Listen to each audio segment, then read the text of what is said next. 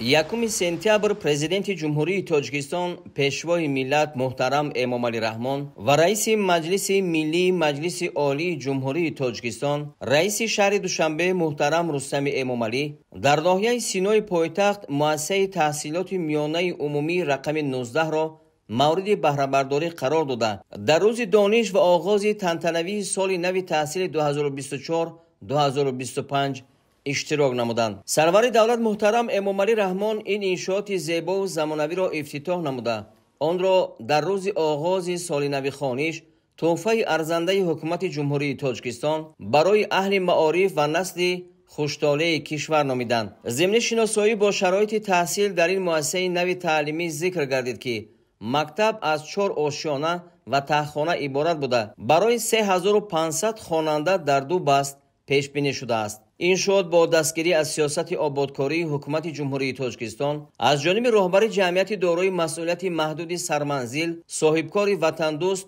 محمود مرادوف در ظرف 1 سال بنیاد یافته است.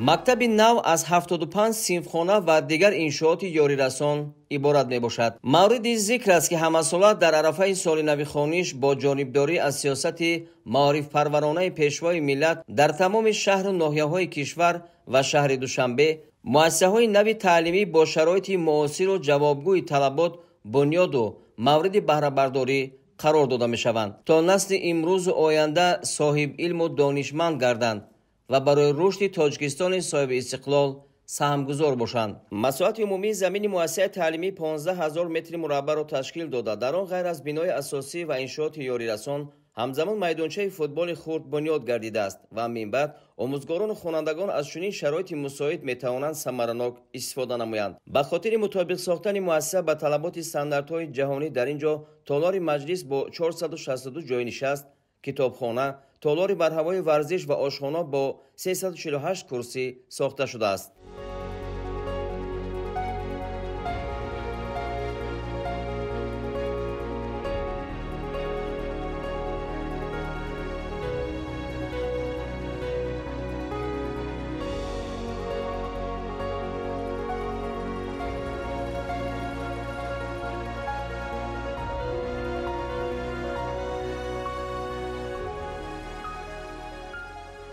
در اینجا سرور دولت با روند فعالیت برنامه الکترونی یه دانش که طول 5 سال اینجانب در مؤسسه های تعلیمی شهر دوشنبه عملی می شود شناس شدند. برنامه یه دانش با تشبث مقامات اجرایی حاکمیت دولتی شهر دوشنبه در دوره کنسپسیای گزارش به تحصیلات رقمی در جمهوری از سال 2020 تحریزی و مورد تطبیق قرار داشتند. امروز 150 مؤسسه تعلیمی حدود پایتخت از این تجربه پیشقدم استفاده میبرند. با مقصد تامین اجرای قرار حکومت جمهوری تاجیکستان درباره کنسپسیای گزارش به تحصیلات رقمی و قرار رئیس شهر دوشنبه درباره تطبیق برنامه الکترونی دانش در مؤسسه‌های تحصیلاتی میانه عمومی شهر دوشنبه با استفاده از تکنولوژی‌های اطلاعاتی و کمیونیکاسیونی برنامه الکترونی دانش در 150 مؤسسه‌های تعلیمی راه اندازی گردید. دانش این مجموعه عبارت از برنامه‌های وب و زمینه موبیلی برای آموزگاران، خوانندگان، والدان و رهبریت میباشد. این برنامه برای اداره‌کنی روند تعلیم پیش بینی کرده شده است. امکانیت‌های برنامه الکترونی دانش برای والدین می تواند همه روزه جدول درسی فرزند خود را نظارت کند، وظیفه خانگی، جدول درسی، ریتینگ خواننده، دوامات خواننده و اینچنین از درآمد و برآمد فرزند خود باخبر باشد.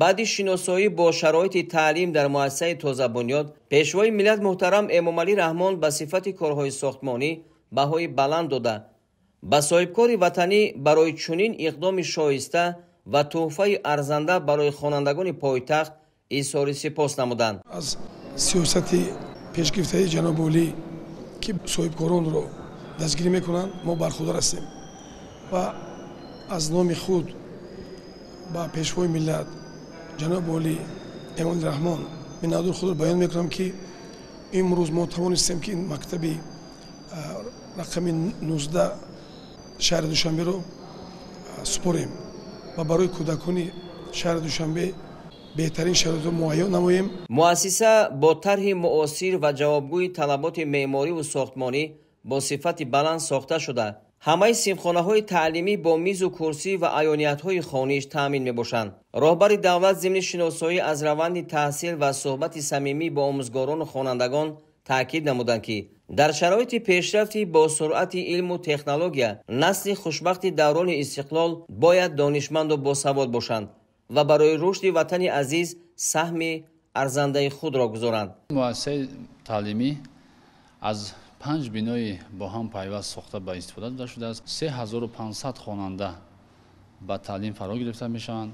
ما آموزگاران جواباً به غمخوری‌های اساسگذار صلح و وحدت ملی پیشوای معظم ملت پرزیدنت جمهوری تاجیکستان محترم امامعلی رحمان کوشش به خرج می‌نماییم که نسل نورس را در روحیه خویشتن‌شناسی و تندرستی تربیت نماییم. من کریمزاده مدینه خواننده صنف 8 مؤسسه تحصیلات میانه عمومی رقم 19 ناحیه سینای شهر دوشنبه میباشم. از فرصت مناسب استفاده برده منتداری به پایان خود را به اساسگذار صلح و وحدت ملی پیشوای ملت پرزیدنت جمهوری تاجیکستان محترم امامعلی رحمان میرسانم که برای ما نسل زمانی صاحب استقلالی چنین مؤسسه نو زمانوی را بنیاد کردند. ما از این باوری‌های راهبر دولت استفاده نموده وعده می‌دهیم که با بهای خوب و اعلا تحصیل نموده در عرصه بین المللی نام و مقام دولت و ملتمان را بلند می‌برداریم. برای فرا گرفتن خوانندگان با آموزش کسب‌های گوناگون در تهخانه بنا صنفخانه‌های کسب آموزی عمل می‌نماید که با تمام شرایط تامین گردیده است. این تدبیر به خوانندگان امکان می‌دهد که در برابر آموزش علم همزمان کسب‌های گوناگون را از خود نمایند. تالار خوانش دارای شرایط مساعد کتابخوانی بوده. در اینجا در یک وقت 100 نفر می‌تواند اثرهای ادیبان معاصر و کلاسیکی و کتاب‌های تازه نشر را مطالعه نمایند. در دایره کارهای آبادانی بنا پرره با سیستم گرمیدهی پیوست گردیده.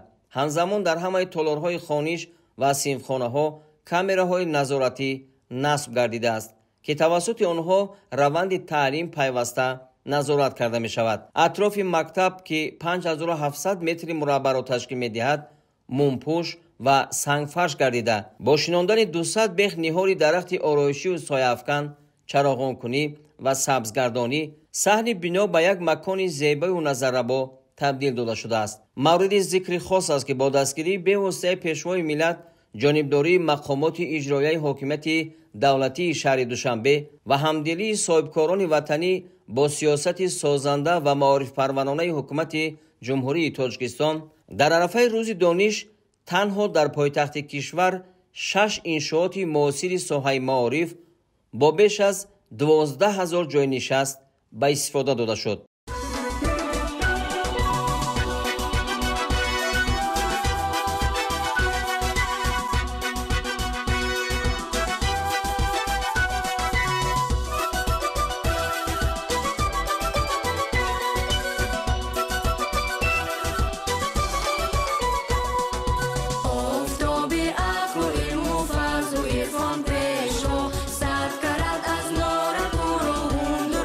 Peşvo